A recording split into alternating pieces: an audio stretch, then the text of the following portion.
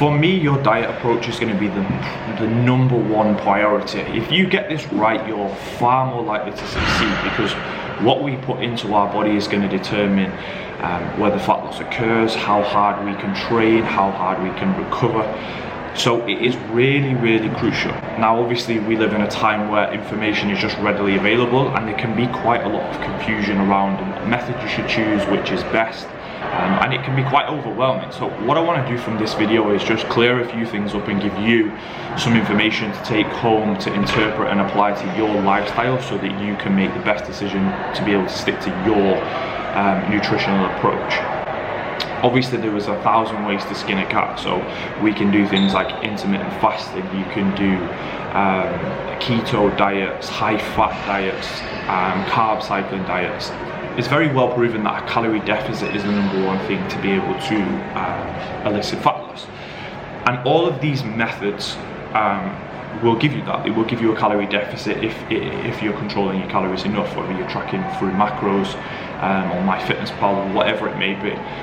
So don't just marry up to one approach. Like, if I use carb cycling and I get shredded from that, that doesn't necessarily mean that that's going to work for you. So you need to consider what your lifestyle permits, okay? Because I know my diet's changed over the years since I've had children, since I've changed jobs from being a teacher to being a personal trainer. I'm now ready, available to eat whenever I want because I control my own diary. That isn't the case for everyone. Don't worry about the minor percentages when the actual foundation of hitting calories is not there. Now, again, if you want to follow this in a strict plan where you know exactly what you're eating, what time you're eating it, and the amount that you're eating, then that's fine. If you want to do a MyFitnessPal type of approach, then again, you kind of just plan that out and you can have the variation. Because if somebody comes to me and they say, look, I really struggle just to eat the same foods monotonously all the time, every day, I'm fine with that. I can do that every day, it doesn't bother me. That doesn't mean that they can't. So if I was to then give them a strict plan, they're not going to follow it. It's a matter of time before they start to fall off track. So I give them guidelines and I educate them around how to do so. And before they know it, the level of flexibility that they have is going to give them every opportunity to stay on track for weeks and weeks and weeks, and not just for a few weeks before they fall off. So it's all about recognizing what it is that you enjoy. A lot of people will come to me, or just in general will have a love for carbohydrates, yet the first thing they do is go, right, I'm going to choose an approach that cuts carbohydrates out. Very, very, very silly decision. You're setting yourself up for failure before you've even begun. Because if you really enjoy something and you try and restrict straight away, you're not in a good position. So you've got to recognize it. Like, it's okay that you enjoy carbohydrates. I'm going to choose a method that makes me eat carbohydrates, but within a controlled amount of calories, in an approach that suits me. So just really consider what your day looks like when you're choosing your diet approach. Consider what it is that you really enjoy, and just think about the bigger picture. Like, being able to completely restrict for a few weeks and then fall off track isn't the way forward. What is the way forward is choosing something that you enjoy, fueling your workouts, and giving yourself the opportunity to succeed. People then come to me and say, well, what about like meal timings? Like, surely like I should be eating 5 meals every 3 hours. But ultimately, like, there are the most optimal way. And I have a saying where it's like, what's optimal isn't always achievable. So yes, there is evidence out there that regular meals can give you exactly what you need in terms of maximizing muscle gain, maximizing fat loss. But we don't live in this kind of world. For the majority of us, okay, like I love to bodybuild, but I'm also a family man and a businessman. So I might not always be able to kind of live the whole bodybuilding lifestyle, and that's what you have to consider.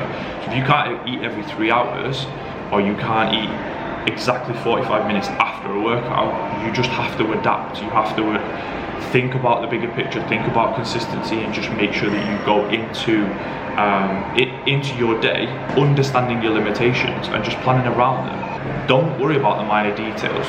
Get consistent, train your ass off, choose an approach that allows you to do both of those, plan it around your day, and you'll be in a very, very good position to transform your body to whatever extreme that you want to do. Another thing that like I advise to people as well is to kind of maybe have a blend. Like, don't be worried about sticking to an approach too regimented. So let's say, for example, you decided to go low carb during the week because you've got the structure and you prefer that, and that makes you feel good while you're working, but then at the weekend you enjoy carbohydrates because you're out with your friends and your family, then do that. Like, have the difference, because ultimately what we want to do is look at calories over the week, and this is where the mindset gets shifted, because people are like, oh my god, I had a bad meal, everything's ruined, now I'm gonna fall off the cliff and it's impossible to get back up. That isn't the way it is. Like, fat loss occurs over the week. So if you've got a weekly calorie goal of 10,000 calories, let's say, one bad meal isn't going to put you in such a surplus you're going to gain fat. Although instantly when we eat that meal, it's like, shit, I've made a mistake here and now I'm fat and ruined everything. That's not how it works. On the weekend, if you have slightly more calories, or a bigger portion of your calories is consumed Saturday, Sunday versus Monday to Friday, because it's really easy to stay on track when we're distracted, then you're in a good position still. You can then manipulate from that. So in the off season, so when I'm not actually physically dieting, my Saturdays are a lot higher in fat because I enjoy going for breakfast. I have things like smoked salmon, avocado, feta cheese, whereas when I'm in work, I just have oats in the morning because it's simple, quick and easy, and that suits my lifestyle from waking up super early. So it's just about choosing an approach, but also being flexible with it. You can have a blend of things. If you want to have a structured meal program Monday to Friday and then Saturday, Sunday follow macros, do it. Personally for me, I have a fasted period. So people would either go, okay, so are you doing intermittent fasting? It's like, no, I'm applying the principle of it as well. So I'm hoping right now you're gonna just sit down and look at your week, think, right, what does my lifestyle permit? What can I do? How many meals can I physically have? And then once you've done that, you can work out how many calories you're gonna have. And from here, you can work out what foods you wanna put in there. Because flexibility for me is just about having foods in your diet that you know that you enjoy and you know that are going to help you stick to the diet. And when you have this, as long as there's a lot of foods in there that are macro and micronutrient friendly, then you're in a great position and you will succeed. So for this portion as well, now what I'm going to do is I'm just going to give you 3 examples based on a few clients. So first of all, I'm going to bring up Charlotte. So as you can see here, she's had very good results in terms of body composition. Now she has no desire to compete, she just wants to literally feel good in clothes, she wants to be able to like go out, feel nice, and just have more confidence. So what we did here was we just started eating intuitively. So we started eating 3 to 4 meals a day, and as a nurse, her shifts are all over the place. So it was just about kind of having a set amount of meals. There was no kind of following like macros or calories. It was just literally 3 or 4 meals, foods that you enjoy, foods that you digest well, and you plan it around your day. And slowly but surely, because the lifestyle changed from kind of just eating sporadically whatever she could grab to having a good amount of nutrient quality in there, and then just training consistently, you can see there was really, really good results. And she is super confident, super happy, getting stronger and feeling good. So this was over a longer period of time to someone who wants extremes, because that's another consideration. If you want something extreme, you're going to have to step up and go to the extreme if you want it in 6 weeks, 8 weeks, 10 weeks. But if you're just happy changing, then your diet approach should match that. The second one that I'm going to show you is Jack Thomas. So Jack is a natural bodybuilder. He competes because he just loves to train and it gives him a really good goal. So when we achieved the competition prep that you can see, this was a 20-week structured diet. So he followed everything to the gram, and I think the most flexible thing he did was have refeeds as and when the body needed. But for the majority of it, it was literally following the plan to the letter. So he didn't deviate at all. It sets him out of cardio, and it was very, very strict, restrictive. He couldn't go out on the weekends, but it was for a purpose. And then now what I'm going to do is bring up his off season, so you can see now the transformation pic from his off season. Now in his off season, we're trying to teach him about like flexibility, balance, but all within certain structures. So he always hits his protein in his meals, he always has his meal frequency, and we track how many calories he's eating. Now, one of the things we do is he substitutes meals as and when he wants. So if he wants to have a meal off plan, he just makes a sensible substitution. So for Jack Thomas, there is 2 pictures that you'll be able to see. It's the competition prep versus his off-season photo on this side. And the difference is here is that when we were dieting, there was no room for flexibility. So it was just, he followed a specific plan which I tailored to what his body needed in terms of calories. There were no cheat meals, there was no going off plan. It was just to the letter, set times based around his lifestyle. Versus now in the off season, we follow, Jack has a set plan, but then what he does is he incorporates foods that he really enjoys. If he goes out for meals, he just makes smart substitutions, and he has a lot more flexibility in the off season because body fat isn't necessarily the most important thing. It's about performance and making sure that we have enough calories to grow his physique. So 2 different approaches. One's very restrictive and specific for a short amount of time, and then the other one is following the structures and the principles that we need for health and muscle growth, but via foods that he really enjoys when he wants them. He doesn't just do it for the sake of it.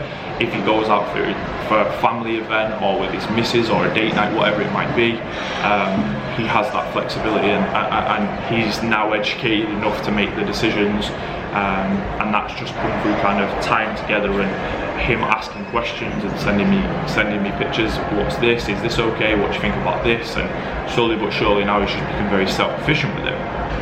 And then lastly, you're going to see 2 pictures of Lottie. So one of these was a shoot, and then one of these was a competition prep, and these were in different times. So we first of all started off with a shoot, and the reason we did this is to gain some dietary experience. So this was following a set meal structure, but it wasn't 100% specific. So not everything was weighed out. It was just kind of like, it was sort of eyed up, and there was a certain level of restriction, but it wasn't as extreme as with the comp prep. So the comp prep was similar to what I said with Jack. It was like, it was to the gram, nothing was missed. If it was 100 grams of chicken, it wasn't 101, we would take it out to 100. Because that's how extreme you have to be when you want an extreme. But for the shoot, it was very much eyeballing things, a chicken breast here, portion control, and then on the weekends, like little bits of flexibility. There was still a few nights out. So I guess with these examples, what I'm trying to tell you is how extreme you want to take it should just be matched with what approach you take, and how serious that you take it. So don't think, right, I've got a goal just to get in shape for a holiday, I want to lose a few pounds, I need to go super obsessive and restrictive, because you don't. Just as if you're going to do a competition prep and you want to get super shredded, don't think you can just be free and flexible and do whatever you want, because unless you're a genetic freak, it just won't work that way. So I hope that this kind of, I hope it helps, I hope it gives you some sort of clarity on what it is that you're doing. But if you've got any questions or anything that you feel you're still confused with, I offer a free 30-minute strategy session, which all you need to do, go on my website, click the link, book in a time, and I'll happily go through any of these with you and discuss your approach so that you feel you've got the right approach for you and you can move forward, knowing that everything that you're going to be doing is geared around what you want and what you need. If you could like, share and comment on this post as well, that would be really good, because I want to help as many people as possible. Otherwise, take care, and I hope everybody gets on well.